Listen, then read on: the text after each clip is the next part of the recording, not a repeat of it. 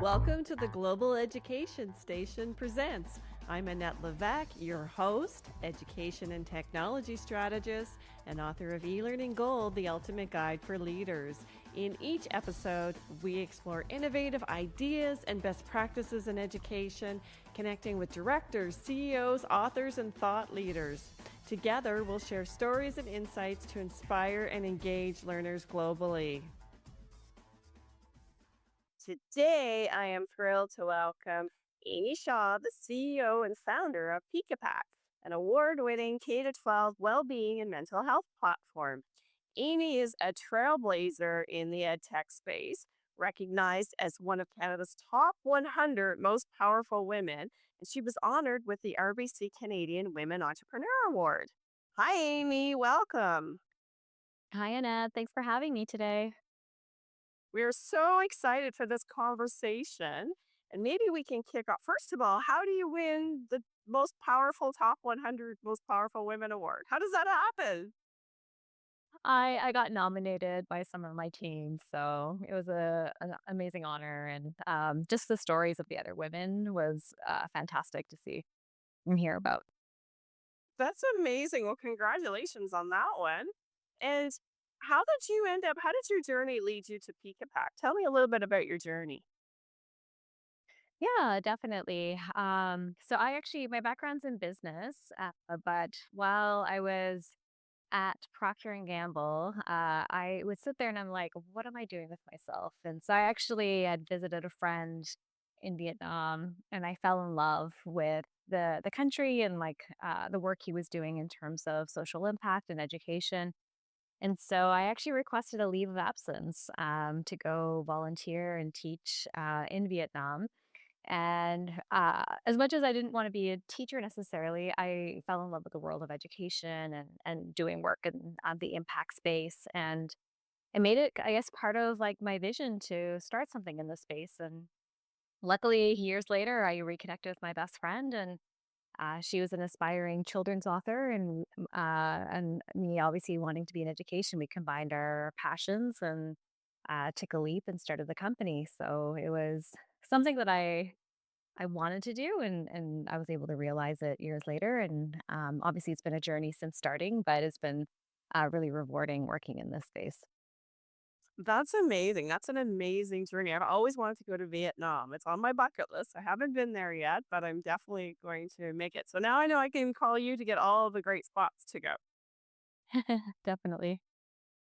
So why don't you tell me a little bit, what is Peekapak and how does it work and how does it benefit education organizations and schools?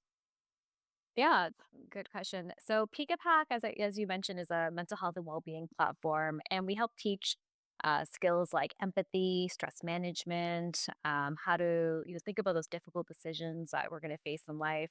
And we have a curriculum that is kinda geared towards first elementary, and then later on, we added our secondary program. And it helps teachers teach these concepts in the classroom. We also have a student kind of portal where the younger students get a whole gamified experience and bring that learning to life. And then for older students, they have like more personalized learning where they're able to reflect on the different assignments, the stories, the content. And everything is kind of brought together in this platform where we can help schools and districts be able to track kind of usage about how the program is going, comprehension around the different concepts, but as well as some unique data around sentiment. So students actually, part of the goal is to check in with their emotions, build that self awareness. And so, as they're doing that, we're actually collecting interesting data about how students are feeling on a day to day basis, how is changing overall in terms of trends across the school, the district.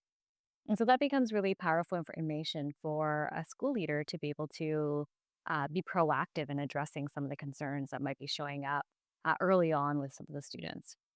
Counselors love that aspect too, I'll definitely say. So we often see that it's used not just in, tier one implementation, but often supplemented with tier two or tier three to help kind of further deepen those skills. That I'll mention is, the other oh, sorry. no, I was go just ahead, gonna say the continue. other Go thing I'll ahead. mention is that some of the design principles that we have are ensuring that we're not only just teaching wellness or these concepts in a vacuum, but they're really cross curricular. So they're integrated into things like literacy and language arts. And so for our school partners, they feel like they can get really good integration and value in terms of the program as well. That is so interesting. And actually, I had an earlier podcast. We were talking about AI and how AI can't teach emotional intelligence. So this is a really great and how students today are spending so much time in technology and they're connecting with their friends on the computer instead of going down the road the way we used to when we were younger. And this was one of the concerns that should we be teaching emotional intelligence and skills like empathy in the classroom? So this is fabulous. So how if I'm a teacher and you mentioned it's cross curricular, what area of the you're talking K to 12, right? So what area of the curriculum expectations can teachers look at to be covering with Peekapak?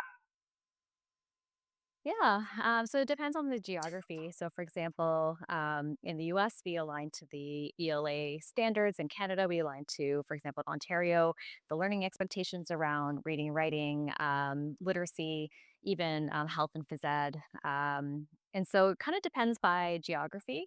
And what we do is we'll work with our partners to showcase that alignment. They can track that on our platform, or we provide them alignment documents so that they're able to kind of see how this fits in. That being said, often a lot of schools and districts have like specific values that they're teaching or character traits.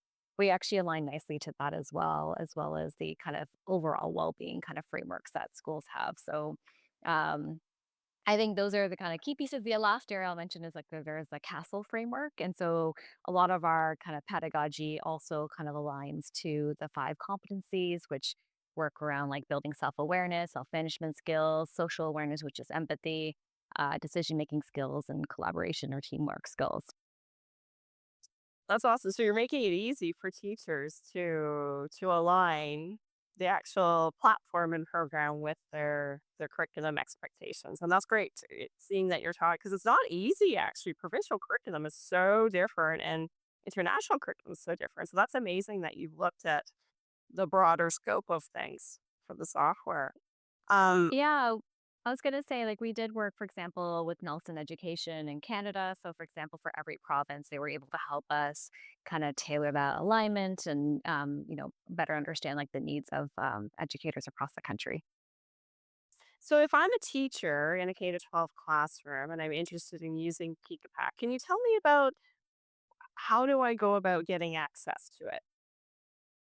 Yeah, definitely. So with Peekapak, there's different tiers of access. So there's a whole free program that you can access one level of our storybooks, some free complimentary lessons associated with that, but also a whole bunch of other kind of free extras that can kind of bring to life some of the little things you can do daily to even support this type of development. And then we have a full kind of comprehensive step by step program for a teacher. They can always sign up to access that. Say their class, they want to purchase it in a pocket, or their school or district wants to purchase it. And then we have like school and school board plans that are priced on a per student basis. But there is a free trial that educators can always test out as our full unit on self regulation, and we encourage them to kind of give it a test drive. Is this going to be something that their students resonate with, that they connect with the learning? Is probably the best way to give that a test. And it's just peekapak.com/trial. Okay. And so maybe can you give me an example of maybe one of your favorite activities in Peekapak and what skill it teaches? Definitely. So, I mean, self regulation is the one I always recommend starting off with. And every school year, it's like the one that starts the year off because we have a narrative with each of our different topics. So, be it at elementary or at the secondary level, we always use storytelling. And we find storytelling is a way where we can help build perspective taking, that we can help the student really empathize and understand how to like navigate different situations. But we also use a lot of emotive language in our stories. So it's not just a story about perseverance, but we'll talk about, you know, Cody was frustrated that he couldn't figure out how to, learn the drums. His heart beat fast. His palms were sweaty. He was nervous that he would never learn it. And so there's a lot of kind of strong language with it that we put together. And so the self regulation book in particular, I love because it's the first day of school. Leo the hedgehog is feeling nervous. His palms are sweaty. His heart beats fast. And for him, like right away, you can see the illustrations that he looks quickly nervous. He's crouched up in a little ball.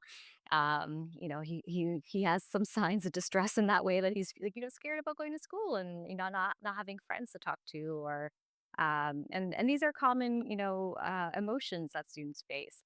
And then we kind of pair that with some strategies around how do you self manage. And so in this case, he actually learns a poem to calm himself and center himself as well. I won't go through the whole book, but I think what's nice about the books is that we really embed the strategies into the narratives, and then we use this language and these visuals that students really can connect with, and also feel kind of a sense of like, hey, I know what's going on. I'm gonna like participate in this lesson because I can see clearly some cues, but then we draw the connection to the emotion, to the physiological kind of response, the vocabulary, and so it becomes this really rich learning experience where constantly I'm hearing feedback from teachers where they're like they're not just reading that story once, they're often reading it multiple times, but then they're actually connecting back to it in different scenarios and helping kind of draw those connections to real life examples. And so the stories for us are an anchor to all our topics and all our units. So we have lessons associated with it and they build off the narratives. And we find that, again, those stories are just so foundational and helping set the kind of, initial understanding of these concepts and then how we kind of build that application of it over time. I really like that because I mean stories are how we learn. That's how we remember almost everything that's meaningful and profound. So, and for the age group that your program is supporting, that sounds like a perfect setup. And what about the gamification? You'd mentioned that you incorporate some gamification elements into Peekapak. Yeah, definitely. So I mentioned that we have these stories, and the stories actually feature a set of characters that reoccur throughout all the books, and they live in a world called Peekaville. And so we initially didn't have a game, and so a lot of the students would come back saying, "Well, tell me more about Peekaville," and like, you know, where do they live? What do they do? And so we had a ton of great assets from our different books, and so we said, let's bring a whole game experience to life where students actually can become a Peekapak character. They can meet our characters and help them overcome different challenges. They can practice the different skills that they're learning in the offline program with their teachers, but in this digital learning experience where we can capture insights about how they're learning, how well they're learning, areas that the teacher can follow up with then and also check in with their emotions. So their avatar that they develop actually shows up once a day with various emotions that they can choose from. And they can practice a quick check in. They can learn about those emotions. And then they can even do a bit of a breathing exercise afterwards to help, practice their calm. So the game experience is really fun, interactive. In younger classrooms, we find that often they're doing this whole class so it's discussion oriented, but definitely as you get older, the students want ownership and be able to log in and take control of their learning, and we always love seeing that as well. Mhm. I love that, the icons for emotions, because a lot of times, teachers, we're not even aware when students are not feeling well or maybe they're having a bad day. Some students wear it quietly. You would never know, and it's really interesting. Actually, we used to do that with teens as well. We had a high and a low. We would do an energy level check at the table. There's some people would come Hmm. back with a 5 out of 10. I would have had no idea that that's how their day was, for them, and it completely changes as a teacher or leader what you address and how you run that day, basically. So I really like that. Yeah, no, it makes a lot of sense. A lot of our teachers have said we should implement this check in for them as well. Is because building a self awareness for themselves is often something that needs to go alongside the student well being aspect as well. So what really motivated you to develop some educational technology to support mental health? Like, is there a personal interest in that area? What really motivated you to get on board with developing something like this? I mean, initially, it was actually the narratives. As we started thinking about what types of stories we wanted to tell, underlying them often was this idea of overcoming some kind of challenge, or in often many cases, emotional challenge, or kind of mental challenge in the sense of like, how do I persevere? How do I work with others? And so in essence, it was a bit light at first, but then as we started working with experts and researchers, what they found is that we did that really well through these narratives, but we can add in this layer of, adding the, strategies and the kind of vocabulary to help students learn this even further. So that was kind of the initial starting point, but that storytelling aspect has always been kind of fundamental to our motivations. And then I think, personally, as I got even more and more deeper into the space, and even as a founder, I think, it's a stressful job in the beginning, launching something. I remember a friend of mine actually called me out on. He's like, "Are you practicing what your program teaches?" And I was like, "Actually, you know what? I'm not doing that well enough." And so, I've seen the tremendous impact early on from really practicing what we preach, kind of thing, in the work I do day to day, and how I show up and how I support our team and how we work with our partners as well. So I think this is a fundamental skill I wish I learned when I was young, and I'll continue to learn over and over again. Continue to level up day by day as I work on this company and and operate in life, kind of thing. I 100% agree. And I think that, the way we work has changed so drastically today. Way back when we spent more time in our physicality, working, whether it be, I don't know, growing your own food or all the things people used to do before technology advanced, doing more things manually, spending more time in nature and fresh air and all of those things. And now, today, our brains are going 1000% all the time unless we mindfully engage in activities or programs to shut them down and slow them down, and that we know that that is something that we need. And I think that in the new generation, coming about. There's everybody's got a phone and bells and whistles and alerts going off all the time. So I think health support is something that we really have to look at in a different way in schools today. Yeah, no, I completely agree. And it's not it's what's interesting is that it's a global kind of concern, and I think the pandemic made it just that much more top of mind for a lot of educators, but also just the behavior that's showing up in the classroom. So I think leaders are saying, "Hey, we need to make change. We need to be proactive. We can't just wait for it to be an issue. We need to provide the kind of supports that teachers can be proactive in their classroom and be able to provide that kind of support." hmm So looking at it, let's say at a higher level, I'm a director at a school board because you mentioned there's different levels of entry into using Peakapak. What can I expect if I'm interested in this? I'm hearing you. I'm interested in this. I know we need to do more to for mental health to support students and teach them self-regulation and empathy and some of these skills.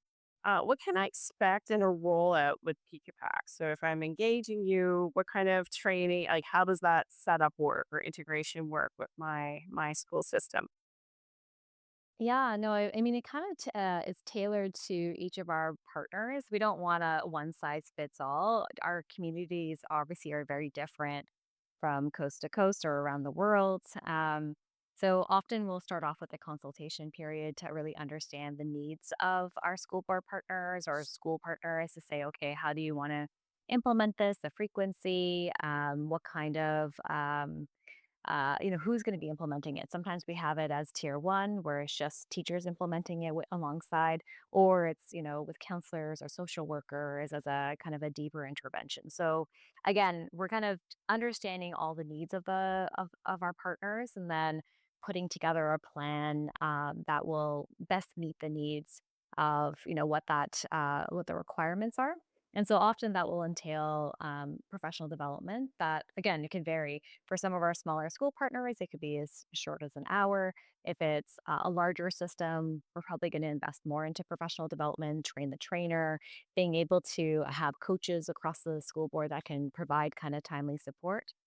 Um, and then we'll have the rollout of the actual software. So, and usually we'll actually do that within the PD, because we want to make sure that it's hands on, that they can access it, they can ask the questions that they need, and really start planning to use it. We don't want it to be something that just kind of sits there on the shelf and doesn't get used. I mean, metaphorically. But really something that is going to be engaging for students and support the learning and development.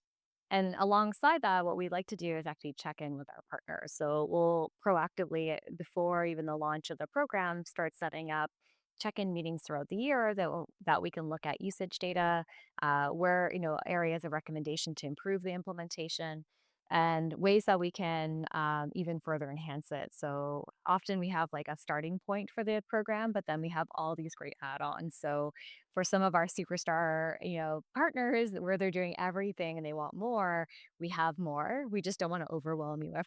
So we start adding kind of some of those elements. So for example, we have our core program of our 10 kind of core topics, which have the stories, the lesson plans, the learning games, and a parent kind of connection as well.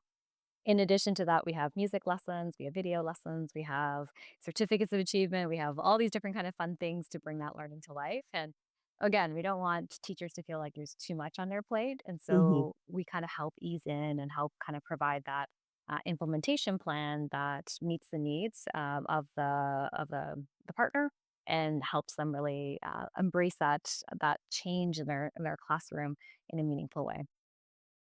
I really like that idea of the progressive onboarding, because there are many technologies, that schools and school boards will adopt. And, a lot of it has to do with, I'm hearing now, there's so many struggles right now with teacher shortages and training time shortages because of it. That's what happens when there's, teachers, they only have so many hours in the day and it feels like it's too much. And really, we learn transferable skills over time. So, Hmm. introducing, as you suggested, some of the key elements slowly and then providing add ons as we become familiar with the software, that's a really great way to do it. I also really like the fact that you mentioned that you have coaches available. That's superb. There used to be a program. Actually, when I started my teaching career, at the very, very beginning of it, way back when, for school boards, they had a number of coaches with a number of schools allocated to them, and teachers could book time with a coach to show them how to integrate technology into their classroom. And it was absolutely fabulous because it removed some of the fear. They weren't in a group trying to learn to do this, and it was something really relevant to something they were doing right now in the classroom versus let's learn a whole big thing and then try to figure out how to use it. So that's fantastic. Um, are there any other is there anything else I haven't asked you that you think people should know about Peekapak or any? Yeah. Yeah. I mean, the other thing that I think we found important, especially in the elementary kind of space, was this. It's funny. A lot of people think that, oh, because we're ed tech, we're completely digital, but we're actually very much a blended learning approach. So, about 80% actually, or 70% can be completely offline if the teacher wants to be. So we have that flexibility to do offline, online, or to do mostly whole class. And we provide all those instructions within our lesson plans on how they can modify the lessons. But alongside that, what we did is we started offering our digital books as print leveled readers as well. So not necessarily for guided reading or anything like that, but more so to support, if for the love of reading, a child wants to pick up this book again and read, a text at an appropriate level, they can do so. And so we have these classroom sets that we publish with Nelson Publishing to offer this, as well as big books for early learning settings as well. That sounds like with the online offline components, that would be a great option for northern regions as well. That you know they don't have necessarily unlimited access to internet. I remember traveling to Yukon to relocate my son for college, and I was so surprised when we were setting him up with a place to live to go to the college there that the plans didn't include like, there was no such thing as an unlimited internet plan. It was literally data download. So that gives more remote regions options for perhaps downloading things or accessing at specific times, but not having to be online and live all the time. Definitely. Yeah. A lot of all our lessons actually have like a printable option for the lesson plans to be able to read on, from their own page, but also they have a lot of printables. So say they do want more of a offline experience and we have slideshow presentations to present the lessons, but if they don't want to do that and have it more hands-on, interactive, and like, students writing and doing the work, we have like worksheet type of things that they can always print off and use on their own. Awesome. All right, a couple of quick fire questions for interest. Okay. What is, as a leader of an organization, what is your personally favorite technology tool, something you love and could not live without? Oh dear. I don't know if it's up. Um I I actually don't know. Can you skip that question? You're just taking a hard pass. There isn't something like on your phone or your computer that you're like access every day that this is the tool you can't take it from me. You don't have one of those? I have like 10 of those. Oh, really? I feel like I'm trying to minimize the number of apps I use, but although my husband just introduced me to this app subscription called Setup, and it gives you access to all these productivity tools. And so I actually found this great new diary tool to kind of reflect on your day, what's worked, what hasn't. And so I'm excited about using that and kind of taking a more mental note and reflective kind of approach to the day to day because I think it's like easy to do it, once in a while, but to have that kind of pulse check. Maybe it's not every day. Let's be realistic. Like maybe it's once a week. I'm excited about that. I do a lot of note taking and obviously like my email and that kind of stuff, but um, I can't say any of these are my favorite. That's all. But that's actually a great answer that you're not that attached to technology. So that's pretty cool too, as we move to trying to shut things off a little more. And I love when now the theme is that we need to move to unitasking instead of multitasking. Forever and ever and ever, we were ranking employees against your ability to multitask. But now they know that people don't do it that well. It's not efficient, it's I know. distracting. We become discombobulated. It's all about unitasking. I was like, yay, when that happened, because I am a unitasker. Oh, I feel like I don't do my best work multitasking. And I definitely when I had my son a couple years ago, I was like, you had to be that much more choiceful with your time. And so yeah, it just became like more about prioritization at the end of the day. Yes. What current book are you reading or all time favorite book you'd recommend to other ed leaders? Um I'm not currently reading, but I've read it a number of times, is The Alchemist. I think just the kind of underlying themes and messages and kind of the nature of the story. I remember I recommended it. There was this great, there's a New School Venture Fund. It's a community of kind of ed innovators. And during the pandemic, obviously without like in-person meetups, they actually instead encouraged all the participants to recommend a book, and then they purchased that book and sent it to some other participant and told Ooh, them why. And I thought it was such a great idea because then I ended up getting a book recommended to me, and it was just kind of a nice way to kind of build community and connect all the participants prior to the event and kind of have something almost to talk about when you got there. So that was one of the books I recommended then. that is a super great idea. I really like that each person recommends a book, buys it, and sends it. Like, it really is a great way of connecting people. I love that exercise. I'm keeping that one. That's great. I guess it doesn't count if I send my own book, right? It worked. All right. So wrap up a question for you where we're doing this really cool thing where on each episode we ask the current guest to leave a question for a future guest and they don't know who that's going to be. So your question came from one of my very favorite guests, Govind Jayaraman, and he is the founder of the Paper Napkin Wisdom podcast and the author of the book. And his question was, in an era where technology is rapidly transforming every aspect of our lives, how do you balance the integration of new technological tools in education with the need to maintain the human connection and critical thinking skills that are necessary for student development? This might be a perfect question for you, actually.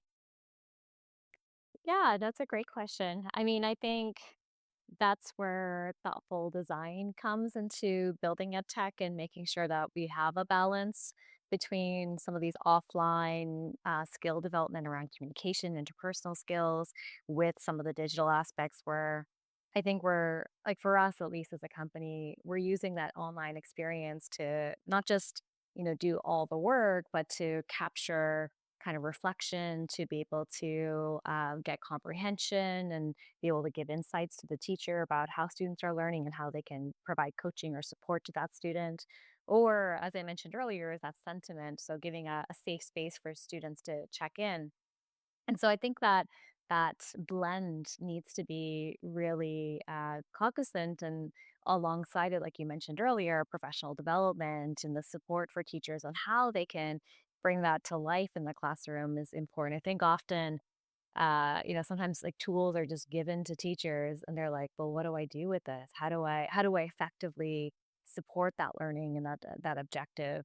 And I think it's not only teaching that, but also how do you again have that balance in the classroom so that it's not just you're sticking students on screens, but really it's a tool to further kind of those objectives and to bring that learning to life in a meaningful way.